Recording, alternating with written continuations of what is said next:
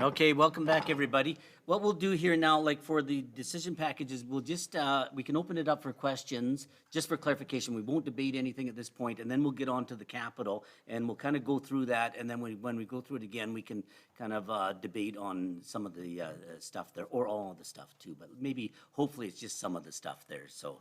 Okay, so any clarification on any of the decision packages there? Okay, good, thank you. Okay, let's go on. I don't give people a chance to talk. Okay. We'll debate it later, yeah, we'll go through that. We'll go through, and then we'll go through the capital, and then we'll come back, and then we'll debate it later then, yeah. Yeah, because I have, yeah, some questions there too, Bill. Okay, are we good then? Well, just a clarification, we won't sort of debate it then, and we'll come back to it then, yeah, okay? Okay, so we'll go to the capital budget here now, so, okay, Shelley? Thank you through the chair to Mayor and Council. So the first three or four, I guess 3 pages is a listing of all of our capital projects by department. Again, the first column is what was brought forward in the 10-year capital plan, and then we will be showing the proposed changes to that plan. We've also brought in other projects that had been deferred in previous years. So I'll introduce the projects briefly. I'm going to tell you what the funding is, and then the manager will describe the project. So the first one is network switches. This is one that has been phased in over 3 years, and each year we've brought a certain amount in, saved that money ahead, and sorry? Oh, okay.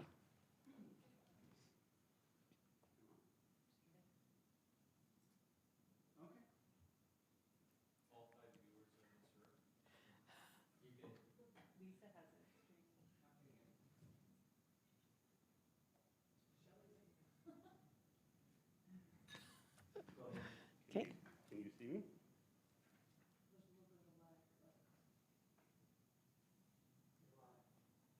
Okay, good. Okay. Great, super. No problem. So the first project that we'll be talking about, Bruce will be talking about, is network switches. It's been in the budget for the last few years. We've phased this project in. So as we've put the money in the budget, haven't spent it, carried it forward to the previous year, and the plan is to do the project in 2022. It also is incorporated with the project below it, which is the firewall. It includes those, and the amount would require $35,061 from operations, but the other $115,061 is in the reserves, is from the vehicle equipment replacement reserve, and also the carry forward reserve of the amounts that we've carried forward from previous budgets. Bruce?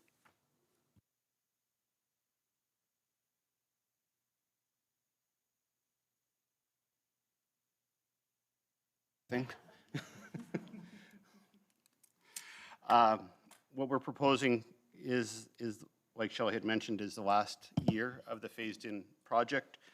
In this one, we would be looking at replacing both the primary and the high availability firewall, along with every single network switch that's in the organization, along with the access points. The reason for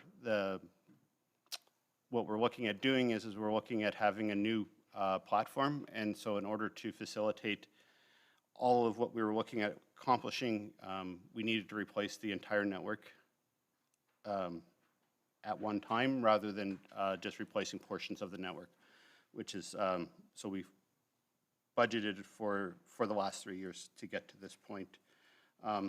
We definitely are seeing inflationary pressures just like anywhere else. A lot of the suppliers have already increased costing at least twice this past year, and Q1 and Q2 of next year aren't encouraging as well. We're also looking at potential lead times of in excess of anywhere between 4 and 6 months for purchasing this equipment as well. So the firewalls and the network switches that we are proposing take cybersecurity to heart. They're designed so that when we integrate into other instances such as that security as a service, they are meant to be together so that when we bring all of the system together, we have a vertical integration with cybersecurity as a primary focus, along with all of the normal day-to-day operations that we would have in a normal network type of environment. The next project is the mail system replacement. This was up for replacement in the 10-year capital plan. However, based on the condition assessment that Bruce will go through, is not being recommended to be replaced. Bruce? The mail system is operating as expected after 7 years worth of service, and no significant issues have been reported. We're recommending that we defer this replacement of this equipment for an additional year. We're supporting the equipment through varying service agreements, which allow for the machine to continue to be operated in its continuing state.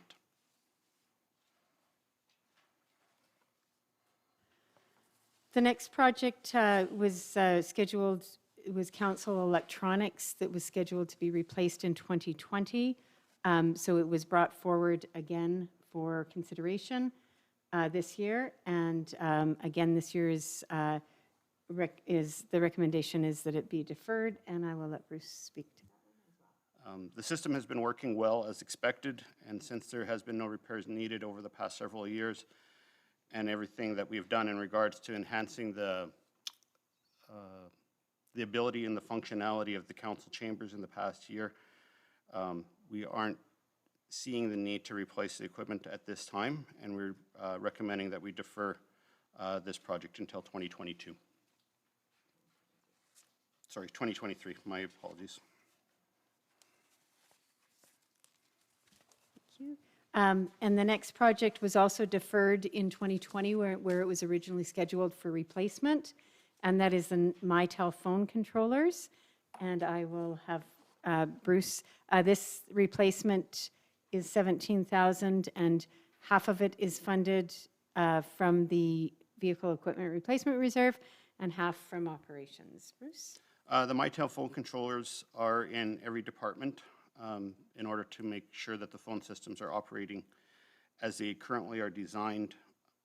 What staff is recommending is that we will be reconfiguring the phone system so that only the controllers are located at the fire hall location, because it is the EOC. It needs to be able to operate in a standalone function, and that the other primary phone controller system would be housed at City Hall, with the other departments' phones being pointed towards City Hall in that regards. The cost has increased basically due to model change and inflationary pressures as well.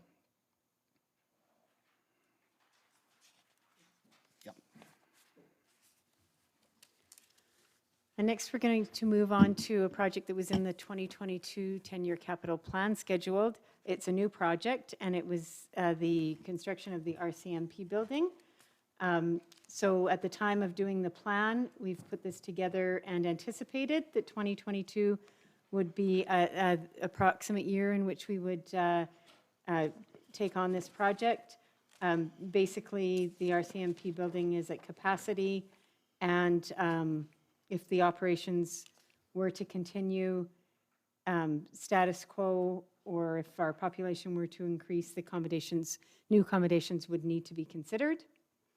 At this time, the administration does not anticipate the project will begin in 2022. More consideration and it just probably won't begin this year.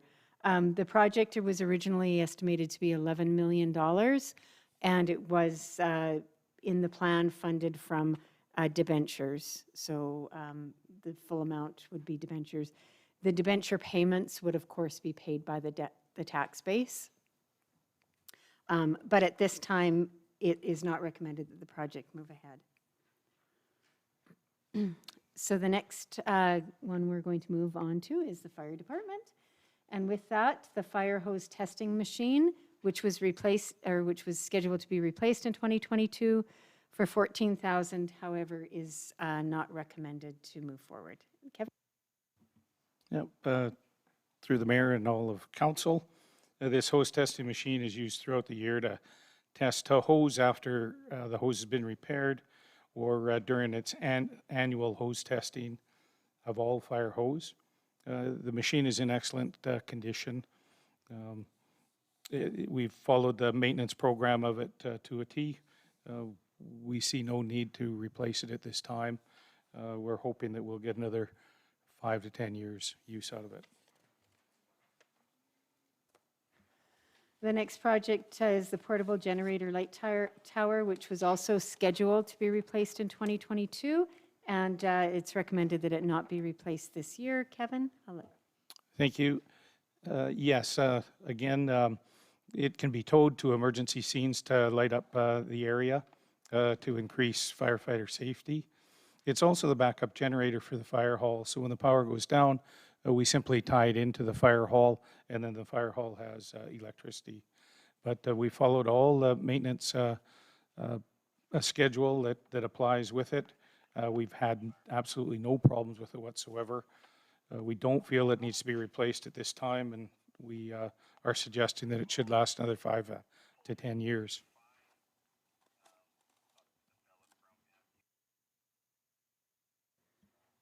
So the next one is the SCBA replacement program. So this is a program, a replacement program that we put into the 10-year capital plan. And just roughly a program is a certain allotment of money used to replace assets at the discretion of the manager, the department that uses those assets. So it is in the replacement program for $26,500 a year. And I will have Kevin speak to it. This program is funded from the vehicle equipment replacement reserves, $9,275, $9,275 from operations, and about $79,500 would be covered through the county ICF program. Sure, thank you. Yeah, each self-contained breathing apparatus unit is about $8,000. And Alberta Health and Safety tells us that we need to keep our firefighters safe with good equipment, and the City of Brooks does that for us through this program.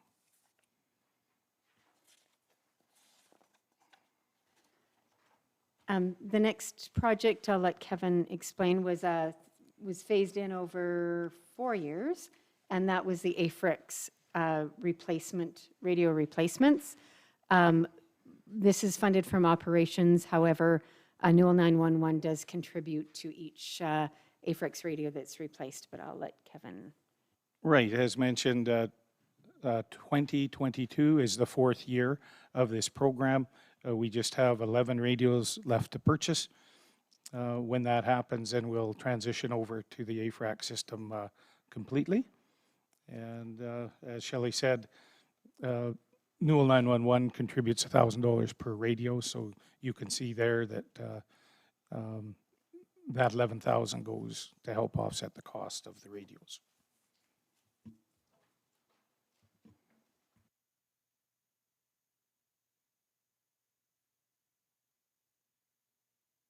So the next project was brought forward, reviewed by administration, and administration recommended not doing this purchase in 2022, but we like to bring everything forward to council that's been considered. So it is the ultra high pressure skid, which is a new project that was brought forward. Right, yeah, we didn't have a lot of grass fires, but the ones that we had were large. If we were to get this apparatus, we have an existing truck that it could go on the back. So it'd be relatively inexpensive to get up and going. But we recognize that it's a want and not a need, and that we can try really hard in the new year, see if we can get some interest in getting some donations to help offset the cost.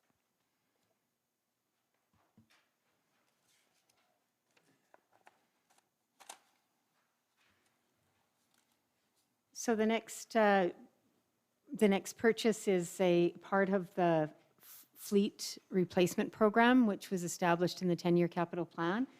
And I'll just have Dawn briefly talk about, it basically establishes 2 new vehicles in our fleet to be purchased each year. And this fleet replacement program lands in different departments each year, depending on which vehicle is being purchased. Yeah, through the chair to mayor and council, the program takes each truck and then it hands it down through different departments until the truck is eventually 15 to 20 years old. And then at that point in time, we look at the trucks and we decide if we're gonna, some at 15 years old might be in worse shape than some at 20, so we'll get rid of the one at 15 and keep the one at 20 years old, and they usually just end up in auction.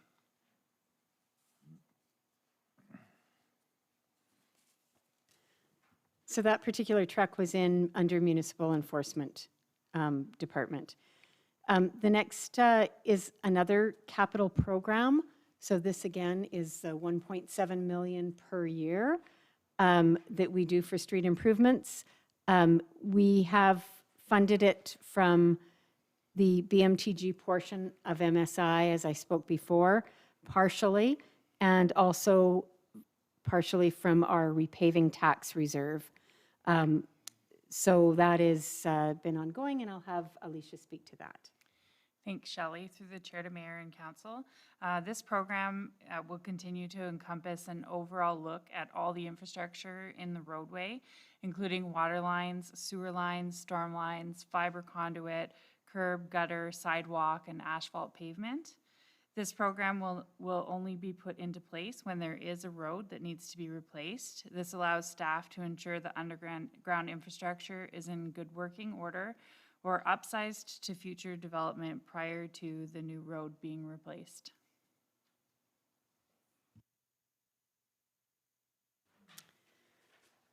Moving on to transportation. The first one is a gravel truck replacement that was scheduled for replacement in the 10-year capital plan and is recommended to be that replacement to be deferred. And I will have Dawn speak to that.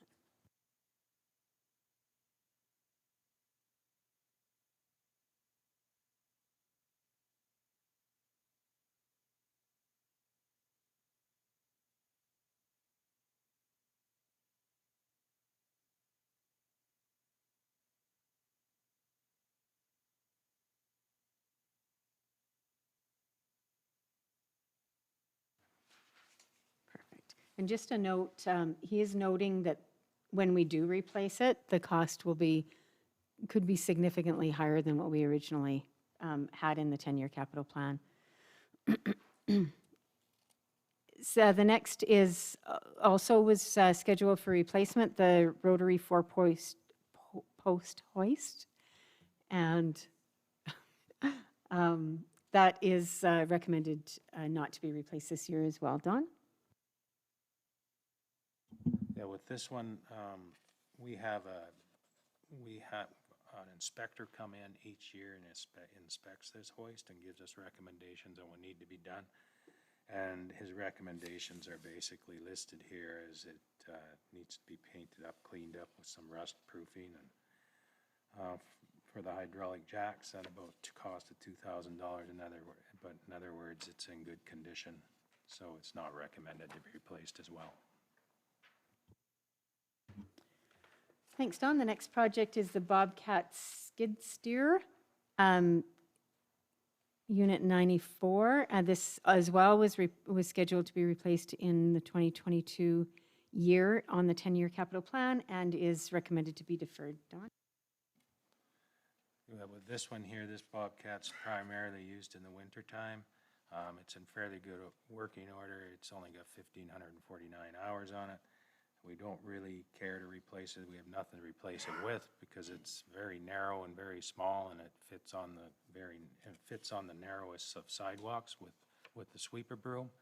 So we're recommending we don't replace this one either.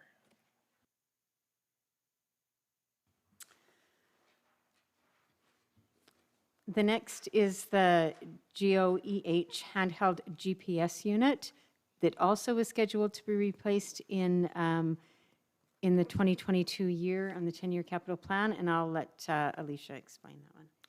Yeah, this unit was disposed of in 2020, and we've replaced it with an updated GPS unit, and so there's no need to move forward with this one.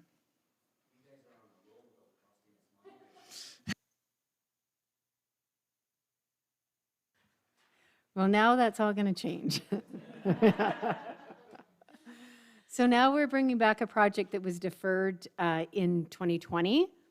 And again, anything that we do defer, we consider each year moving forward. But that's the front mount snow blower. And that, again, was deferred in 2020 and is now, originally was scheduled to be replaced for $50,000 and is now recommended to be replaced for approximately $60,000. Yeah, again, our mechanic did an assessment on this. He says it could last a year, it may not last a year. It depends on how much snow we get. And it is the only blower we have, and this is the one that blows all the windrows off the center of the street. So we're recommending we replace this blower to ensure that we can continue to have our streets cleared of snow. The next project is, again, was deferred in 2020 and is now being considered for replacement and recommended, which is the Henderson Sander replacement. Yeah, this sander is in really poor condition. You can pretty much see through it. It's been salted right through. We're recommending we replace this unit with a new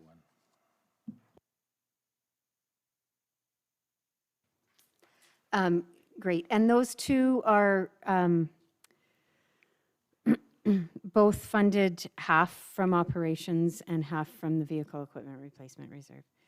The next is a capital program, which is the Traffic Controller Replacement or Refurbishment Program for $30,000 a year, which is half funded from the vehicle equipment, half from operations, and I will let Dawn speak to this one.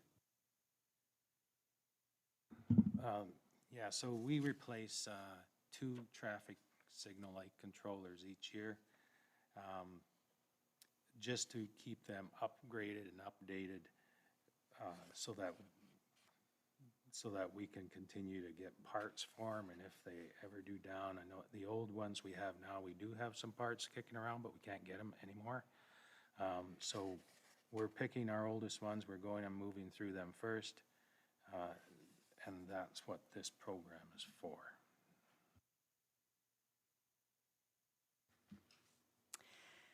So the next one is a new project, and this was scheduled in the 2022 10-year capital plan. It was scheduled for 2022 to 2024, a multi-year project, and that is the Works and Utilities Administration Office. I'll let Dawn speak to how, what the scope of the project was, but the part for 2022 was $50,000 for the design only, and that's how the project begins and then is over the next few years, and I will let Dawn. Yeah, so this one is to do a design for a new office building. It was at that time that this was done, was to propose to put an addition on the south side of that building to accommodate the required amount of offices and additional offices for future, and expansion of the Public Works building. It's been in the capital plan for a number of years, and where we're at right now is we need to know, we need to have a design done so we can cost it for future budgets on what the project's gonna cost, dependent on as well on where it goes.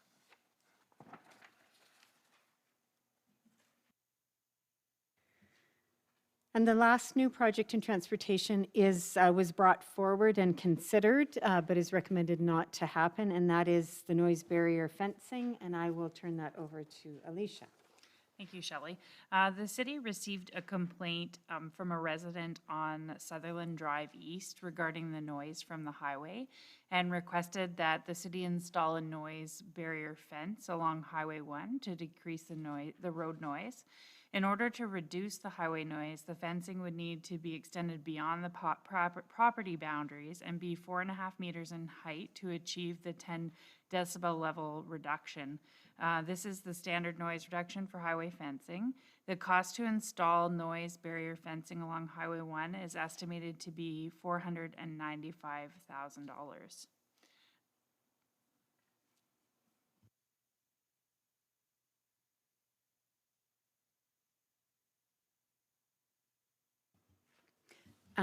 Thanks, Alicia. The next project, moving on to storm, is the Sound Vibes Storm Project, and that's to get it shovel-ready. This could be partially funded from reserves, as we did have some money in the 2021 budget that we could carry forward towards this project, and I will have Alicia speak to that. As Shelley mentioned, this is a shovel-ready project. The area around 2 Avenue West and the alley by Sound Vibes is one of the areas that experience extreme flooding during storm events. In our Stormwater Infrastructure Master Plan completed in 2020, a design was proposed to fix the issue in this location. This project is one of our top 3 recommended projects to reduce high-risk problem areas.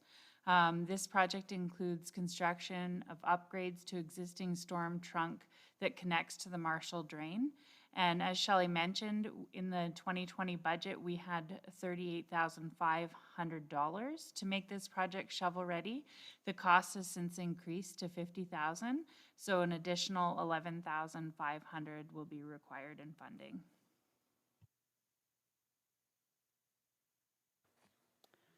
Thanks, Alicia.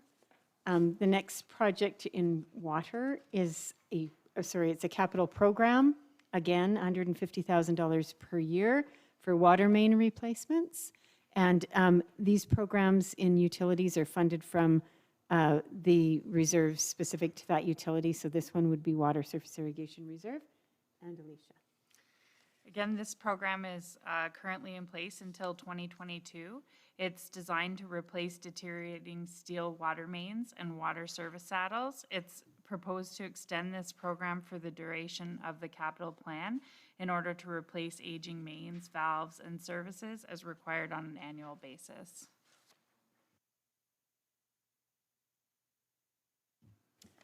Similar to that is the capital program for surface irrigation main replacements of $100,000 per year. And that too is funded from the Water Surface Irrigation Sewer Reserve. Alicia. Again, this program is designed to replace deteriorating surface irrigation mains. It's proposed to execute this program for the duration of the capital plan in order to continue to replace aging mains on an annual basis.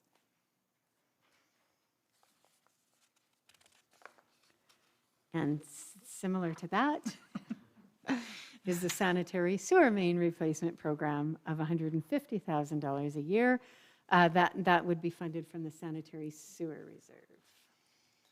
Again, this is a program designed to continue to replace aging sanitary sewer mains, valves, and services. And it's a program to continue to execute for the duration of the capital plan to continue replacing aging infrastructure.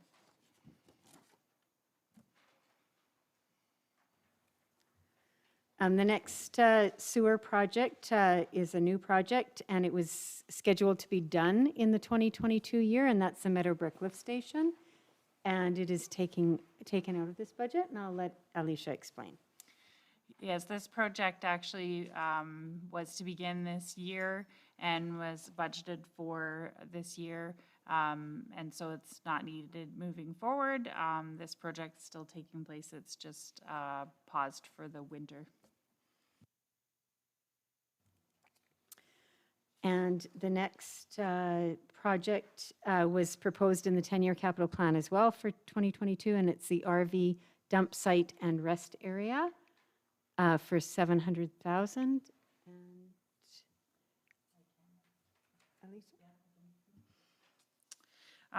This project was, I wasn't here when this started, but it was an RV servicing area, and the RV dump site was going to be moved from its current location on 7th Street over to this location off of Castles.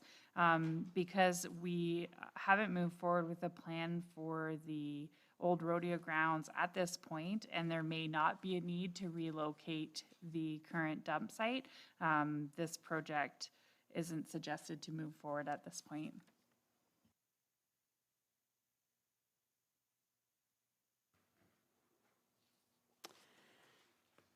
And the next project is the Hort Lift Station sluice gate replacement. It was scheduled this year, and there have been some changes to those plans. So, Dawn, can you?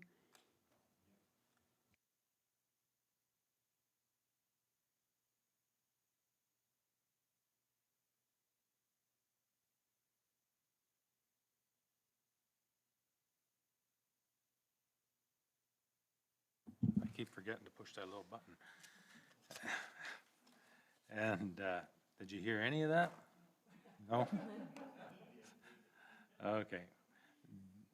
During the inspection for the 2018 wastewater infrastructure master plan and through operators' concerns, it was found that the sluice gate is in need of replacement, as well as the ceiling and replacing of electrical equipment in the screening room.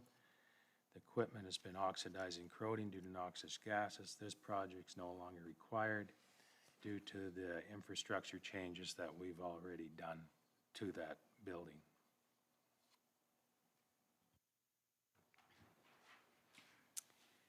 Thanks, Dawn. And the next one is a new project that was brought forward this year, and that is the sanitary main trunk 7th Street East to the Old Lagoon to get shovel-ready. And So the sanitary trunk main from 7th Street East to the Old Lagoon is an old concrete pipe showing deterioration and is undersized for the current flows from the city, causing surcharging of raw sewage.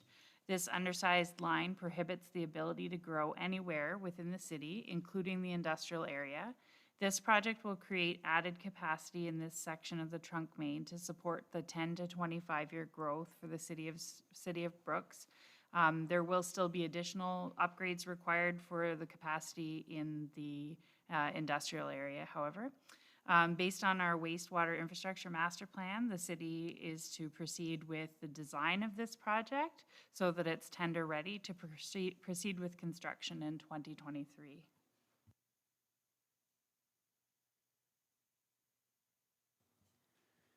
moving on to waste management. Scheduled in 2022 is a replacement garbage truck for $325,000, and it's just recommended to be replaced, but the cost is now estimated to be $380,000, and I'll let Dawn speak to that, and that will be funded from the garbage or this solid waste reserve. Yeah, this truck is the second truck that we purchased when we began our rollout program. It's got 118,000 kilometers or 10,874 hours on it. The unit's in poor to fair condition, some extensive damage and rust to the body. The electrical emission parts are becoming more of an issue. And then you can see the repair and maintenance history on it. This truck we had sitting, I think it was in peak for about 3 weeks, getting repaired due to the engine and all the mechanical parts on the truck itself.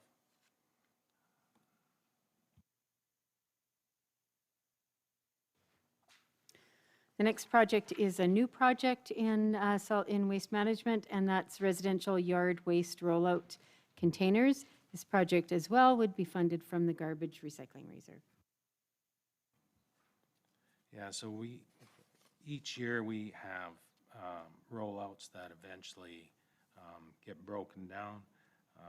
So we're getting kind of low on stock for replacement bins.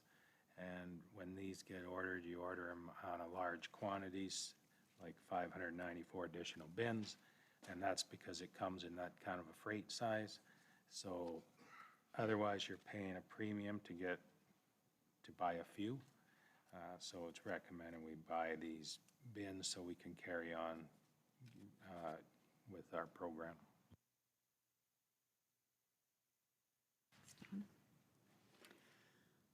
The next one is a program that was set up in the 10-year capital plan for $36,000 a year, and that is to replace cemetery ribbons, and it is not recommended to be done this year. I will let Dawn talk to that. So this program is the program where we were going to put ribbons under existing gravestones and continue to do that until we've got the whole cemetery on concrete ribbons. And we're recommending that we don't move ahead with this project.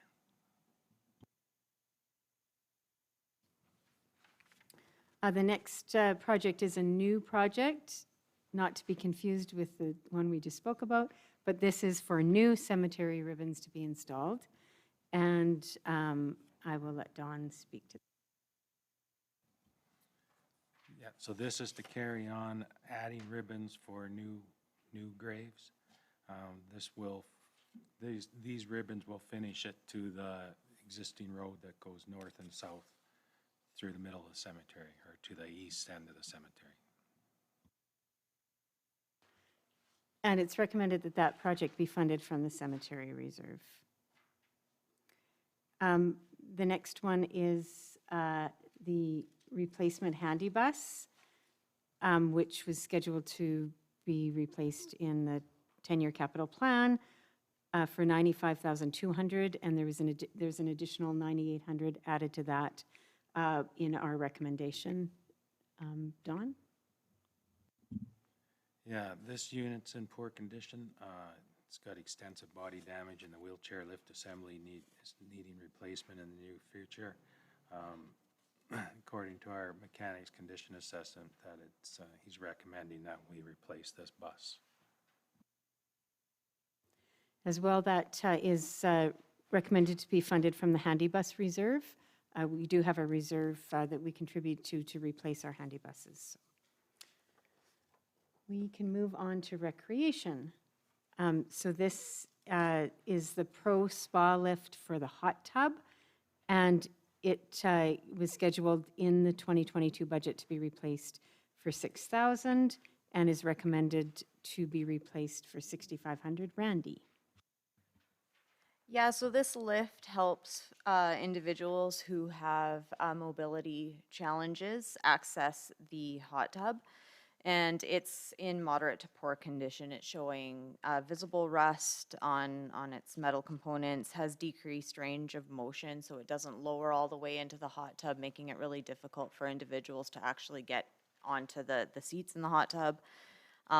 When weighted, so when somebody's on it, it occasionally skips, which could become a safety concern in the future. So it's used several times per week by patrons, and we did look at a portable unit that could be moved around to access different parts of the pool, but those are pretty costly, so we are recommending that this equipment be replaced in 2022. I will also mention that we will be looking for accessibility grants for this as well. So if we can get any grants to help offset this cost, we will try to get those. Thanks, Randy. And these replacements are funded from the Vehicle Equipment Replacement Reserve, from operations, and also some of them qualify under the county ICF agreement for a contribution from the county. The next is the snow blower, which was scheduled to be replaced in 2022 and is recommended to be deferred. Randy? Yeah, so this snow blower is in good condition. Regular maintenance has been done to it. There haven't been any repairs required, and so we are recommending it replaced or defer to 2023.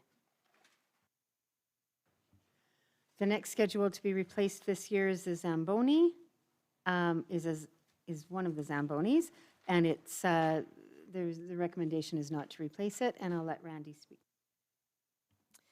Yeah, so this ice resurfacer is currently operational without any major issues.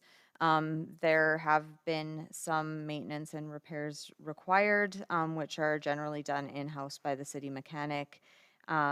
Regular maintenance is done according to the maintenance schedule.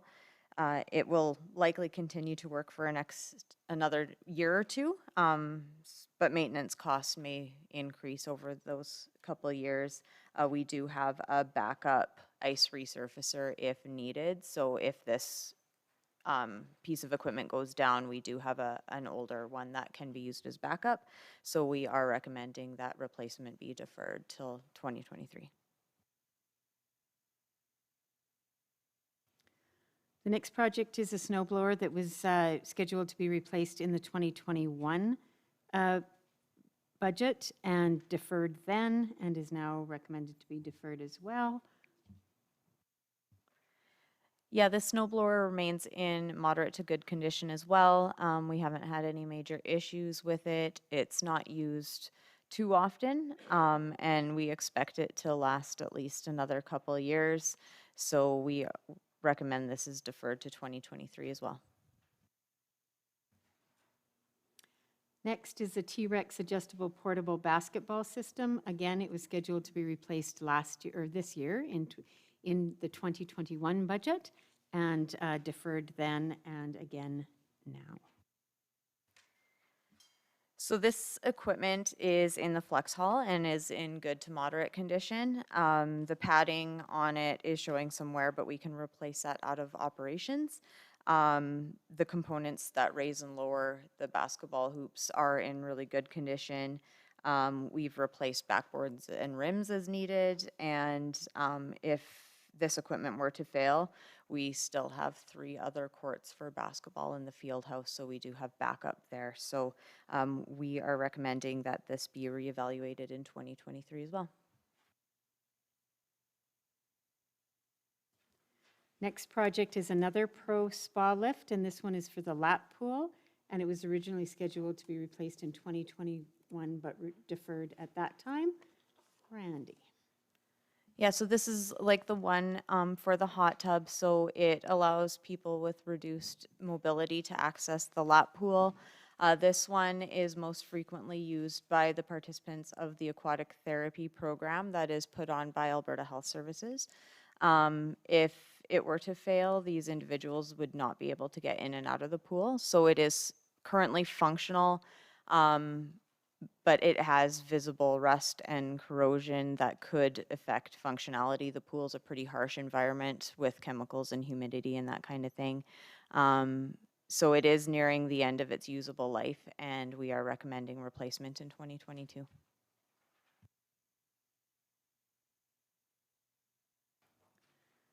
The next two we're going to do together are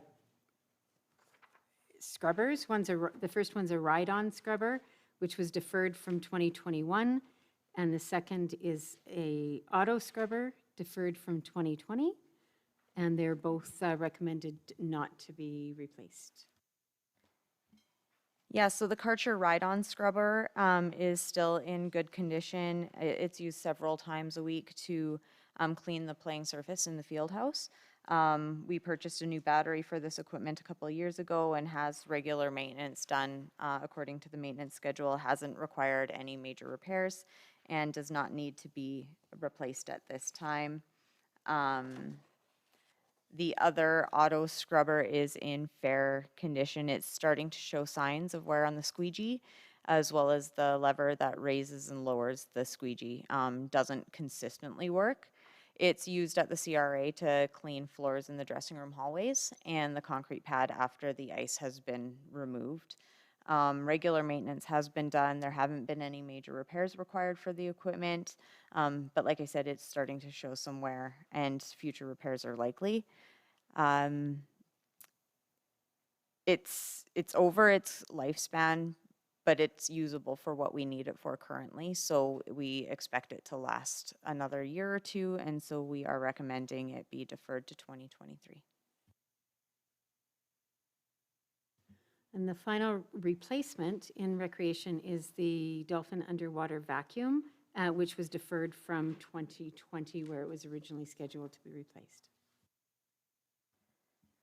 So this is the vacuum that cleans the pools and the walls of the pool, so the floor and the walls of the pool where staff can't reach, so it goes into the deep ends. It's in fair to poor condition. There's obvious wear on the cable, which is a safety issue.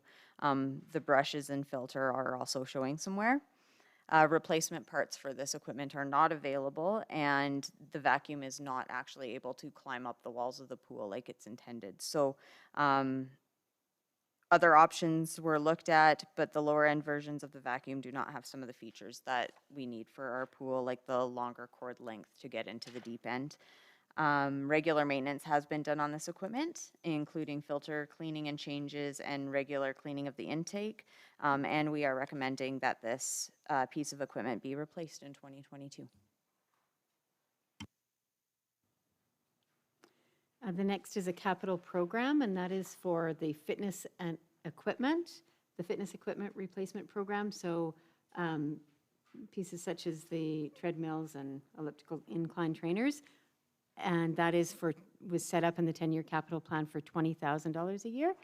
And I will let. Yeah, so currently we have 9 pieces of fitness equipment, including treadmills, incline trainers, and stair climbers, which are on the equipment replacement schedule. Cost of these pieces of equipment are about $10,000 each. Due to pretty significant use, they should be replaced on about a 5-year cycle, depending on their condition. And we have the $20,000 per year to kind of assess.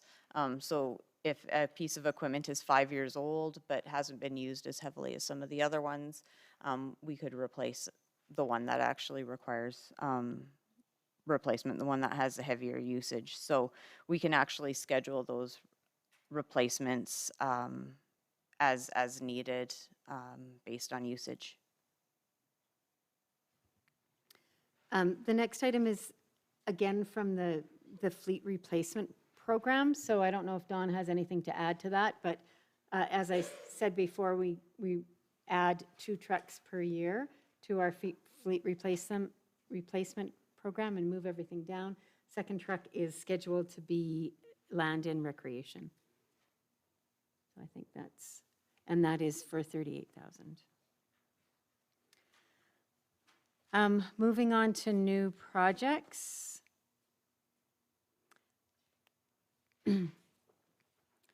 This is a new project proposed this year, and it is the CRA condenser boiler retrofit. And I'm thinking, Lisa, are you representing this project? Yes. Sure. This project was identified through an energy audit that was performed by our municipal energy manager. The CRA is currently heated by boilers, which were installed in 2009 when the facility was built, and they currently have an efficiency of 84.5%. And furthermore, they've become increasingly dysfunctional. They require a lot of maintenance from our facility staff and create a lot of frustrations. So the project is to perform a retrofit and have condenser boilers installed, which are at least 93% efficient. And this extra efficiency will result in some pretty sizable energy savings. The recommendation is to fund 70% of the project through a grant program and the remaining funds through the contingency reserve, which will be paid back through the energy savings. Thanks, Lisa. The next new project in recreation was the tar and gravel roof replacement in the JBS Canada Centre, and that was, I believe, a new project scheduled in the 2021 a year in the 10-year capital plan, and deferred at that time as well. Yeah, so we had Flynn Canada completed a roof and building audit in 2018 for city buildings. And the replacement of the old tar and gravel roof is well over the 20-year lifespan, and Flynn did not present any recommendations for extending the life of the roof at that time. There have been some minor leaks identified around air handling units the past 1 to 2 years, and it's recommended that the replacement of this roof be deferred for another year so we can do another inspection in 2022 and investigation into the condition of the roof, and an updated replacement quote can be provided. And very similarly, the curling rink roof replacement, which was brought forward in 2021, also was reconsidered in this budget, and I'll let Randy speak to that. So the same assessment was done on this roof in 2018, and it's also over the 20-year recommended lifespan. The auditors did present some temporary repairs that could extend the life by another 2 to 4 years. However, at that time, that cost was estimated at about $59,000 and would only be a temporary fix. There currently are not any leaks present. There were bubbles in the shingles present in 2018.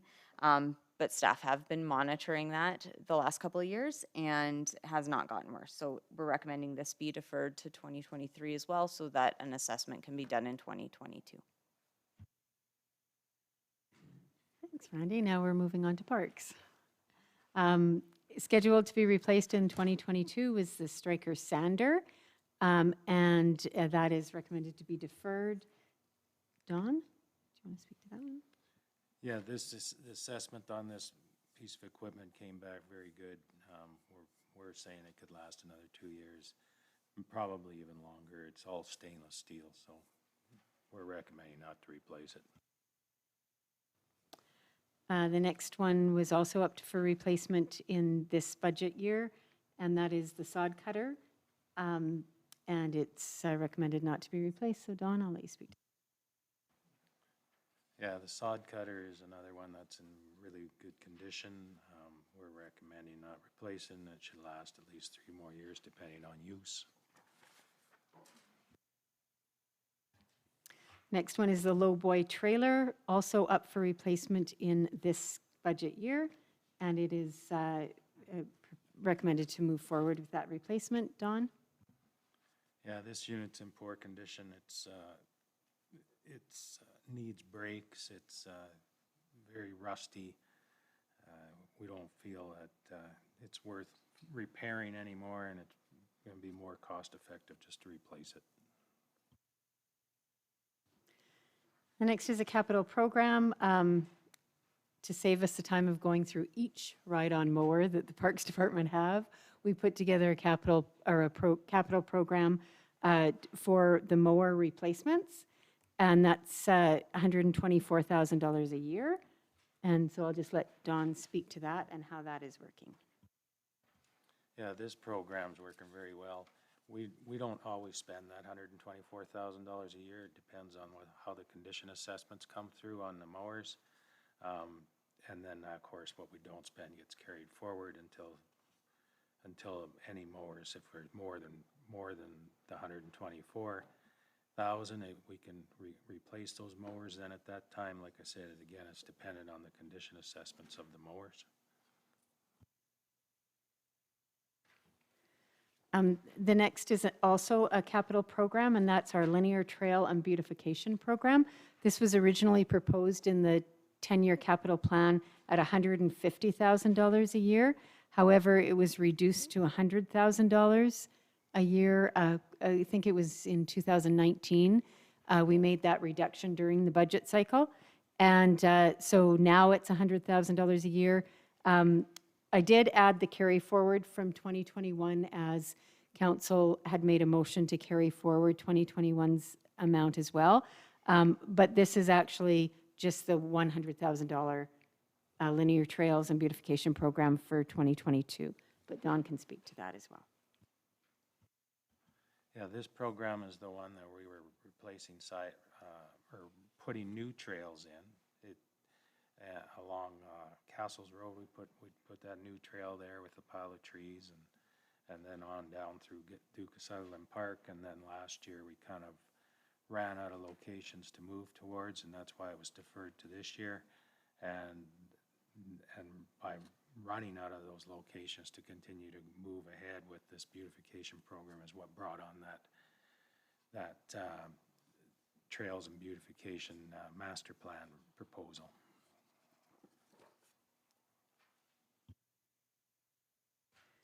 So the next one is a capital replacement program for playground equipment the replacement of playground equipment. We have had this one for quite a while, and it's $30,000 a year. And often, if the money isn't spent, it's accumulated.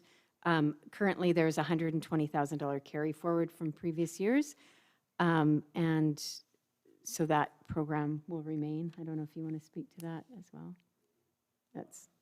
It's pretty self-explanatory. Good. So the last one for parks is a new program that was also brought forward, and this is the Rosalie Ice Rink. This was brought forward this year, and it is now not being recommended to go ahead with, but I will let Dawn present this. Yeah, this was a project that was brought forward by the Parks Department as more of a nice thing to put in that park. However, it's not really necessary. We can still have an ice rink without doing all this work and spending $75,000.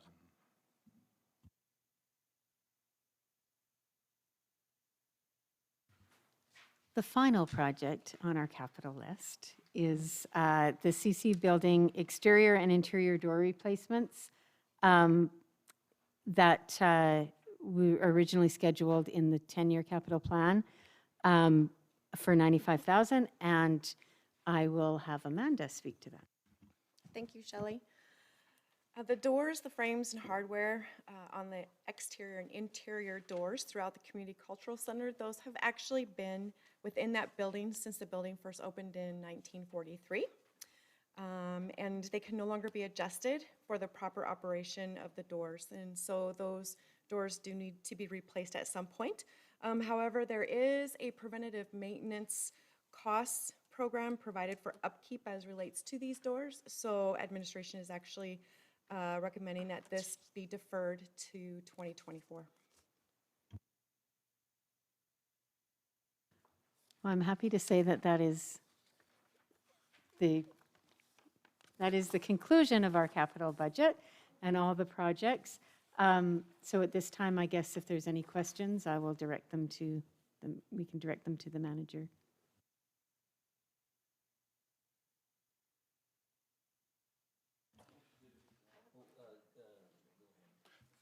I just, when you were talking about the Sound Vibe Storm project, that was one of the top 3 recommended projects. Which are the other 2? Going off the top of my head, we did the first one already. That was the A to Z project. That's the 2nd Avenue. And I believe, Don, it's the Garrow Avenue is the other one, Garrow Avenue Stormwater Project.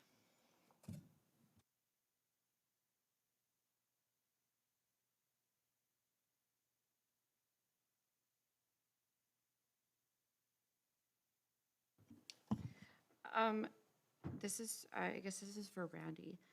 Is the 2, there's like 2 lift replacements that you're looking for. And so is the pool lift different from the hot tub lift? Like, could they both be the same one, or I don't know? Through the chair to Councillor Wardrop. They are the same lift, so, but they are anchored into the pool deck. So we did look at that option for a mobile lift to see if we could move, use one lift for both locations, and it's actually more costly. Plus, we'd have to have storage space for that lift. So the recommendation is based on basically identical lifts, one for each pool, because they are permanently anchored and installed alongside those pools.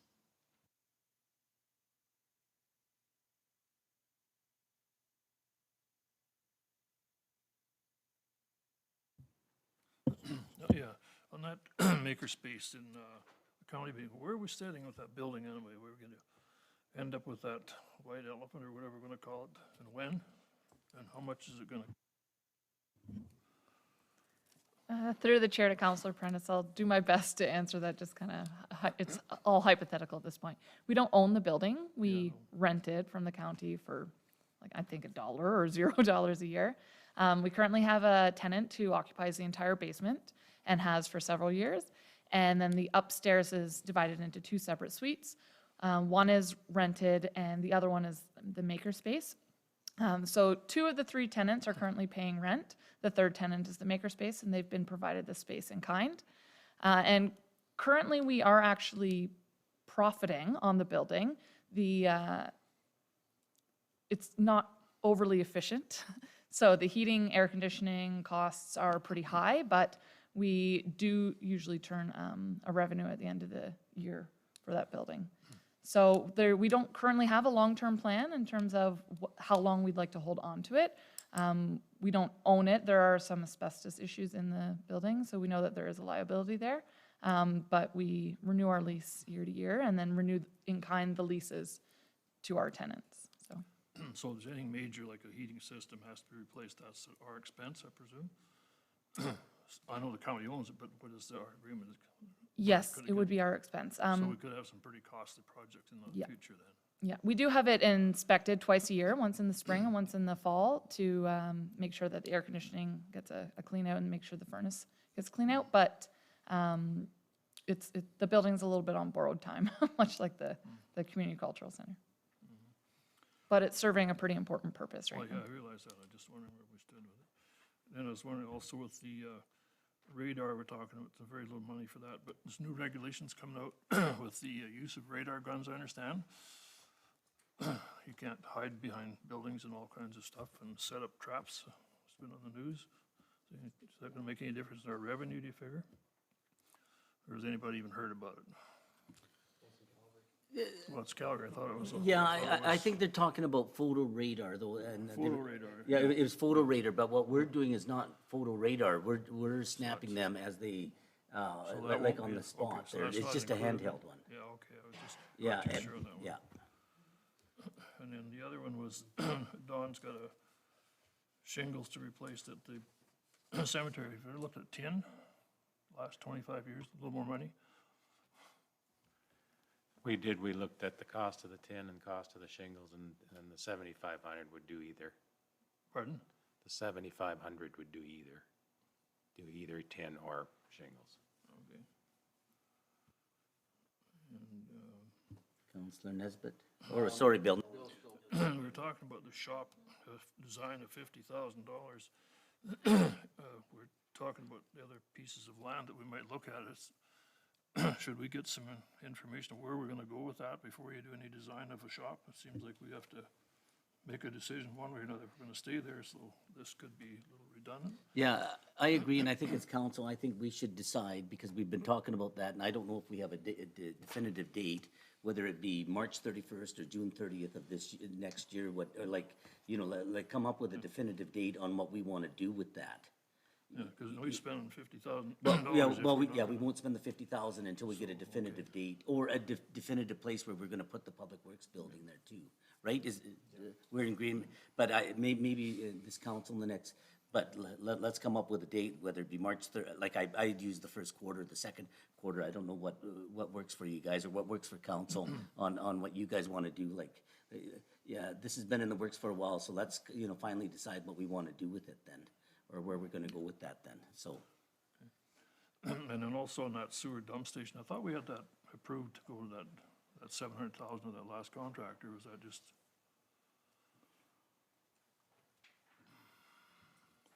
The sewer dump station is we're talking about the RV dump station. Yeah, right. Moving it down to I thought that was part of that project we did with the or the other stuff from the lagoon. No. No, it wasn't, okay. I guess I misunderstood that. I thought that was a continue of the whole project for some reason. But I think at one time we were gonna move it out by the museum out there by there, but then we Yeah, that decided was talk against that. about Yeah, that's a yeah. bad location, yeah. And the other question I had is sluice gate, is that gonna be the last project, that lift station, of upgrades? It's been so much done in the last few years. How many more projects is there to be done to bring that to full speed? How many projects are left to the Hort station? Yeah. Yeah, they're pretty much done. Oh, you can't find anything else to do. Okay. Well, there's always upkeep to a lift station, I but as far realize as the that. major projects With go, all I these think things we're we're pretty doing, we much seem to got it. keep adding instead of doing them all kind of in one thing. And, I guess that's good for now. Sure. Go ahead, Councilor Nesbitt. Lisa, I don't think you can answer this, but I was just wondering what would happen if the heating system did go down in the county building? That would be a horrendous expense, and you've got renters in there, and we have nothing set aside to fix it, even though we only pay $1 a year. So we'd be in a quandary there, I would presume. Yeah, I would be on vacation. No, we would have to figure something out, yeah. Yeah, and I'm sure that the county would not want to pay for that because we're utilizing it, so. And Shelley, where do the revenues from the building go into general revenues, right? They do go to general revenues, and pursuant to our reserves policy, our surplus, part of our surplus gets put into operating contingency reserve. So when that happens, I basically have been keeping track of what profits were associated with that building that have been put into the operating contingencies reserve. So some of the contribution is due to the profit of that building. So there is a contingency plan. Well, we do have, it's all in the operating contingency reserve, which is pursuant to the policy to be used for emergent one-time issues and things like that. So I would suspect that if something came from it, that would be one of the recommended, or one of the funding areas that would be considered. Thank you. Okay, so where do we go from here now? Sorry, okay, yeah, okay. Council, yeah, good enough. I'm just curious for Dawn, with the gravel truck replacement. So if we bought it this year, it'd be $168,000. But if we're gonna wait 2 years, you're estimating $250,000? Is that what I'm understanding, or? No, that is based on a new cost of 2022, The 160, or 168, or the 250? the higher number with a percentage added on per year. Okay. All right, thanks. Councilor Woodruff. This is also for Dawn. The parks, you said it has 120,000 in reserves. Is there plans for a specific parks projects? Or are there plans in the works to use this reserve? Yeah, right now, Phil has been talking to the Parks and Rec Board about putting a park in Meadowbrook.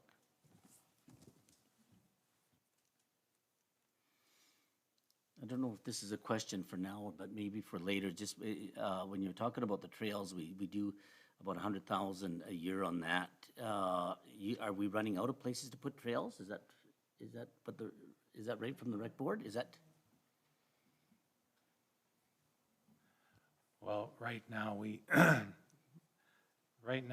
way the trails have been working before is we basically, through the engineering department, the parks department, and the public works department, have just kind of decided on where those trails go. And we are kind of at a crossroads on what direction do we head. And we feel it's best if we actually had a master plan to carry forward throughout the whole city and take in all the areas and get input from more than just us three departments and maybe even public input and find out what direction to move as far as a trails and beautification plan for the whole entire city. Oh, okay, that makes sense, okay. Anything else? Well, just to go further on that, for maintaining the existing trails as well, I know the one out to the CRA, they have been doing crack filling and things on it, but the asphalt is burning off, and also there's some vegetation encroaching and actually breaking it apart, so I guess that would be part of a master plan as well. Yeah, but we would hope that the master plan would entail replacement of existing trails. And again, a clarification on the trails, that 100,000 isn't, that doesn't include the upkeep of the trails every year, right? That comes from another department, right? Yeah, okay. Okay, any other questions? Okay, where do we go now? So right now, if you want, you can start deliberations. If you want to go back to I guess, start at section 1, which was the base budget, and go through that, or if everybody's had enough, you can call it a night, and we can figure out another date to go forward. Just, and before we go that, I think when you talked about that, we can maybe discuss that, is the way it looks on paper, our taxes would increase by, I don't have that in front of me, 3.8%?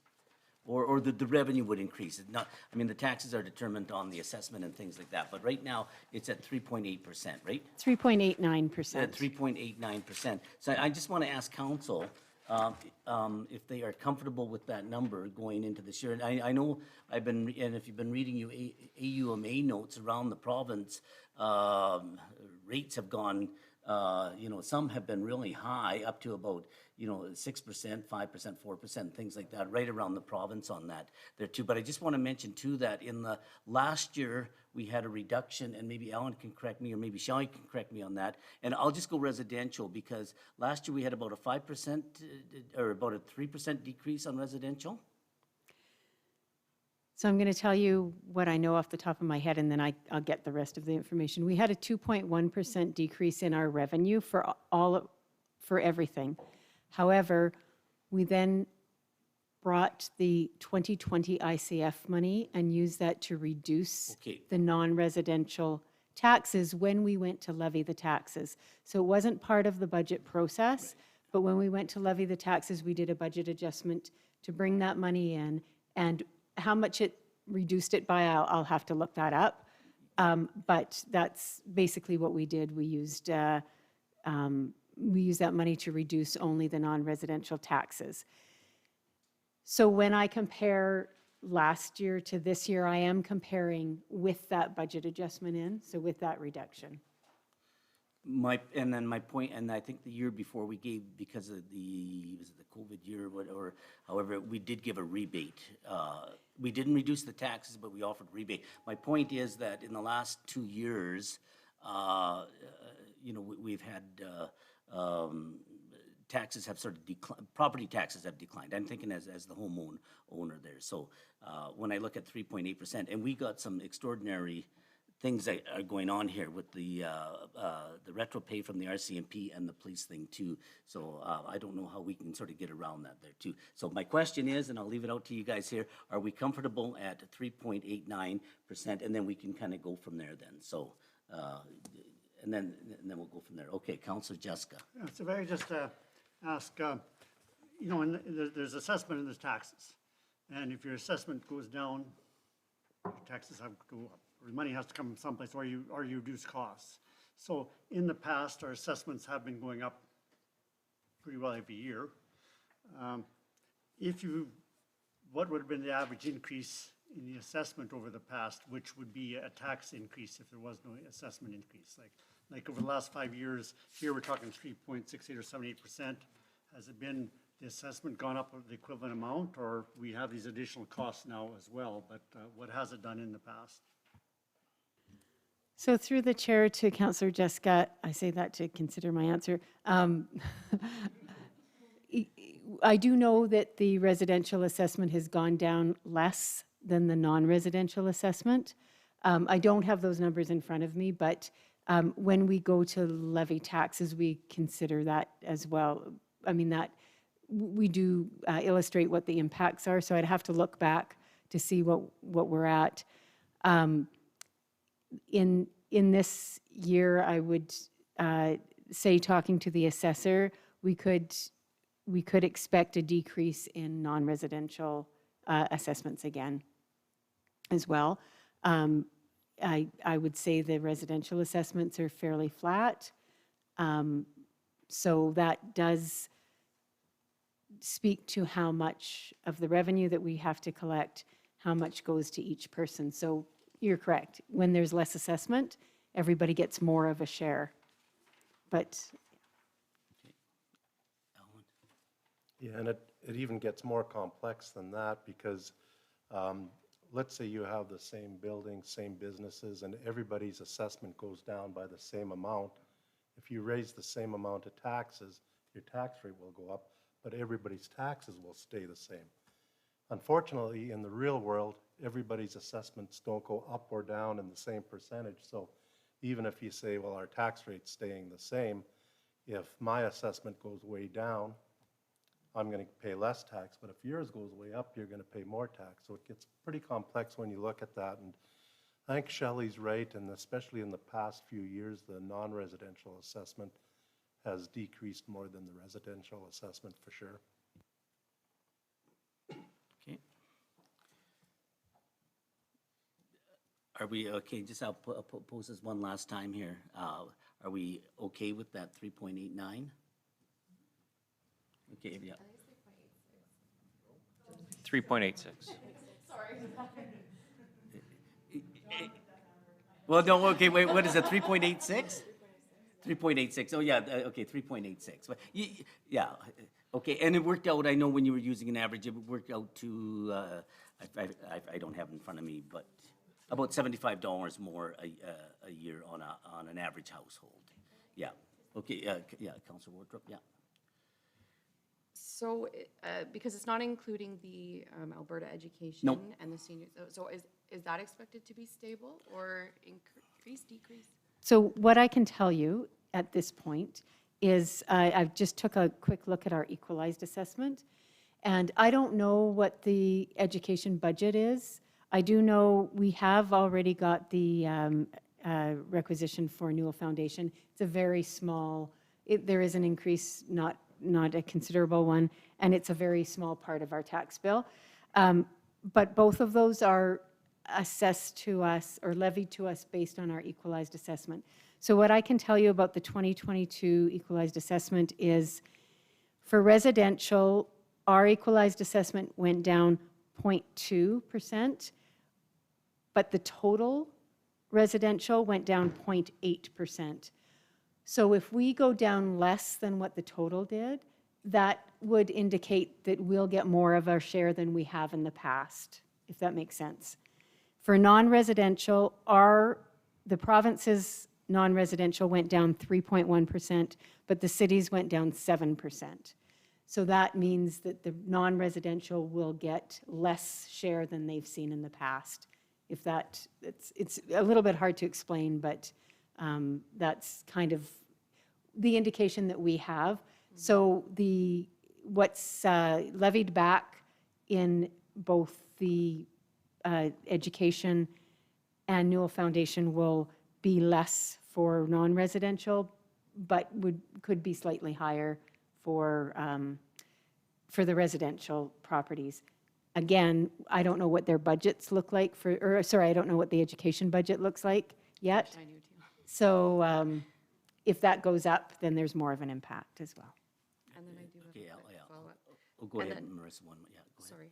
And then with the water increase there, it just says family. I know it's kind of hard to judge, what a typical family is here. I'm just looking at I don't know, maybe you guys can help me out here, the 109 that's every 2 months, right?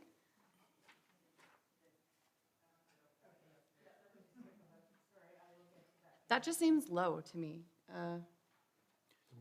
Yeah, I'm like, I don't know if my family uses this much water, but That's just the water part though, because your bill would be for water, sewer, and garbage. So that's just the water And portion. recycling there too. Okay. Yeah.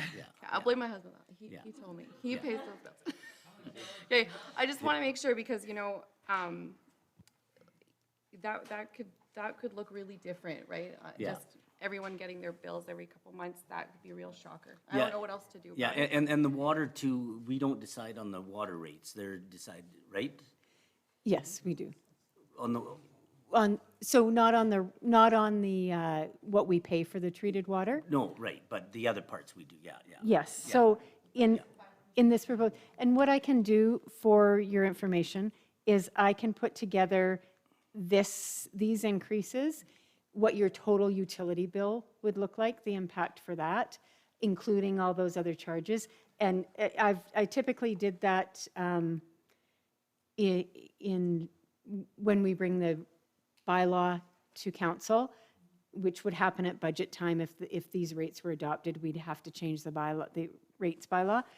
So I can do a little bit more of a, not just the changes for these individual ones, but what your typical utility bill would look if you were a average family of 4 using 60 cubic meters of water. Yeah. I'll send yeah. that to I you. think that would, for me, I feel more comfortable saying, okay, 3.86 is reasonable. If we had bigger, or a broader idea of what that would look like to the average citizen, what Per, they're I gonna know, be- including the property monthly taxes costs and that and the sort of utility bills, Yeah. yeah. Okay, maybe Alan, how long longer would we need to kind of complete the budget process? What do you think, 2 more hours or something? Because what I'm thinking of doing is maybe concluding the day here, unless we don't have anything else. But we kind of know where we stand with the 3.86, and then we can come back, and then we can kind of go through and debate the other, the packages and things like that. Is everybody fine with that then, or? Yeah, and so, anything else there, Alan? Otherwise, we can kind of adjourn and then set another time then for that there. Go ahead, Shelley. I was just going to clarify something when you were talking about the RCMP salary. I'm not sure that I mentioned it, but we've, in this budget, recommended that be funded from our stabilization Right, reserve. yeah. So that's why the rate doesn't reflect that. It does bring down our stabilization reserve considerably. However, it's something that it's a one-time hit, and I think that was our proposal. Yeah. And so I wasn't sure that I mentioned that. I just wanted to mention that. But as well, everything we've talked about being recommended is incorporated in those rates that we're suggesting. Yeah, and if we wouldn't have done that, our tax rate would have been almost about 6.89%. That's correct. Right, I'm making up numbers. Something like that. But what I'm Not saying, exactly. but I'm saying it would almost be double. And just for most people here, I think the existing ones, I think for every $130,000, it works out to about a 1% increase in the mill rate, or in the expenses on that, or in the mill rate, right? Is that right? I did quantify that, and it is, just trying to figure, 123,000. 123,000. Okay, 123,000, Yeah. okay. Any other questions? And what we'll do, we'll adjourn, and then we'll select another date to continue this on there. And I think we probably can get it done in about 2 hours then, you think? It depends. That would be a good start. Everybody can digest what they learned today. There was a ton of stuff. I'd like to thank Shelley and the staff. They did a fantastic job putting that together. And we know that was a ton of information to absorb, so we'd love for you guys to have that time to look at that, and we'll come back, and if we set 2 hours, we can see where we get. Yeah, well, yeah, if we need longer for that point. And thank you, Sandra, for enduring. That's, you should be given a medal and a raise for hanging in there with all this exciting stuff there too. So thanks for coming, Sandra, there too, so. Okay, I'm gonna adjourn the meeting, and then what we'll do is then we'll set a date for the next one here, okay?